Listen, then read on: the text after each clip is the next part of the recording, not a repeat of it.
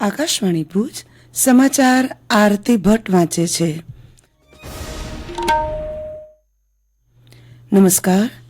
રાજ્યમાં લોકસભાની ચૂંટણી તથા વિધાનસભાની 5 બેઠકો પર પેટા ચૂંટણી સંદર્ભે મુખ્ય ચૂંટણી અધિકારીની કચેરી દ્વારા આખરી તૈયારીઓ ચાલી રહી છે. મુખ્ય ચૂંટણી અધિકારી પી ભારતીએ જણાવ્યું કે રાજ્યભરમાં નિયુક્ત કરવામાં આવેલા પોલિંગ સ્ટાફના ફર્સ્ટ રેન્ડમાઇઝેશનની કામગીરી પૂર્ણ કરી દેવામાં આવી છે. રાજ્યભરના તમામ પ્રિસાઇડિંગ ઓફિસર્સ અને પોલિંગ ઓફિસર્સની તાલીમ પણ પૂર્ણ કરી દેવામાં આવી છે.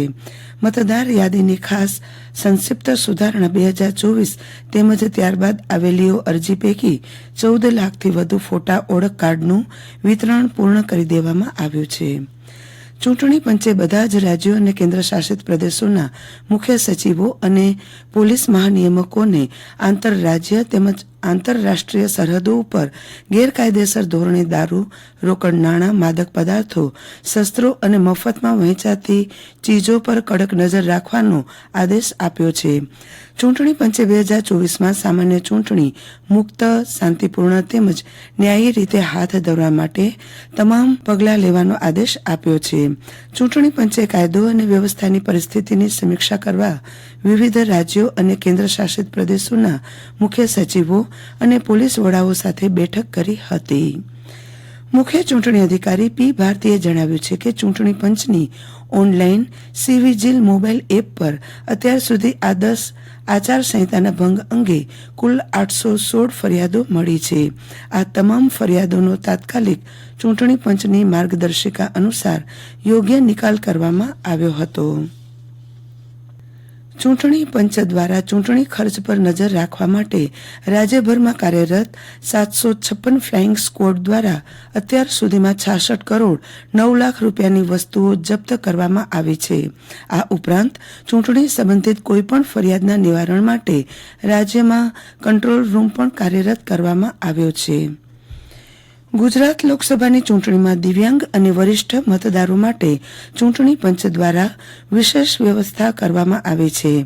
દિવ્યાંગ મતદારો માટે દરેક જિલ્લામાં તાલીમબદ્ધ પીડબ્લ્યુડીએસ જિલ્લા નોડલ અધિકારીઓની અને મતદાન મથક ખાતે આવશ્યક સુવિધાઓની ચકાસણી માટે 7 આઈએએસ અધિકારીઓની નિમણૂક કરવામાં આવી છે.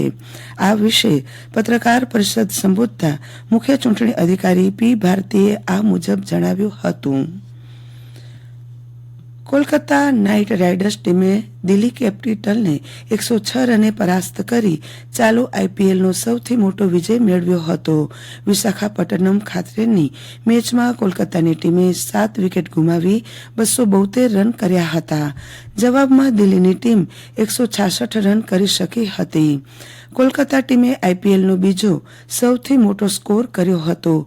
એ અગાઉ ગયા અઠવાડિયે સનરાઇઝર હૈદરાબાદ ટીમે મુંબઈની ટીમ સામે સૌથી મોટો 277 રનનો સ્કોર નોંધાવ્યો હતો. આજથી 8મી એપ્રિલ દરમિયાન રાજ્યના તમામ જિલ્લા ચૂંટણી અધિકારીશ્રીઓ દ્વારા રાજકીય પક્ષોની હાજરીમાં ઈવીએમનું ફર્સ્ટ રેન્ડમાઇઝેશન હાથ ધરવામાં આવશે. સાથે જ રેન્ડમાઇઝેશન ઈવીએમ જિલ્લા ચૂંટણી અધિકારીઓ દ્વારા જિલ્લામાં તમામ વિધાનસભા મત વિભાગના મદદનીશ ચૂંટણી અધિકારીઓને સોંપવામાં આવશે.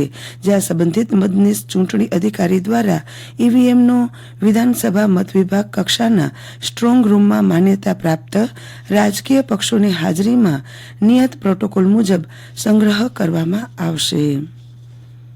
કચ્છ કુળદેવી આઈ આશાપુરાના સ્થાનક માતાના મઢ ખાતે આગામી 9મી એપ્રિલથી 18મી એપ્રિલ દરમિયાન ચૈત્રી નવરાત્રી મહોત્સવ યોજાશે. 8મી એપ્રિલ સોમવારના રાત્રે 8 વાગે જાગીરના અધ્યક્ષ રાજાબાવા યોગેન્દ્રસિંહના હસ્તે ઘટ સ્થાપન કરવામાં આવશે અને તારીખ 15 એપ્રિલના સાતમના રાત્રે હવન વિધિ થશે.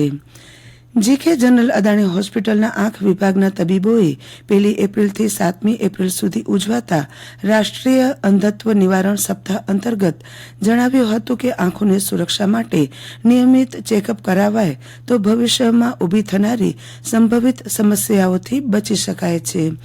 આ સાથે સમાચાર બુલેટિન પૂરું થયું. નમસ્કાર.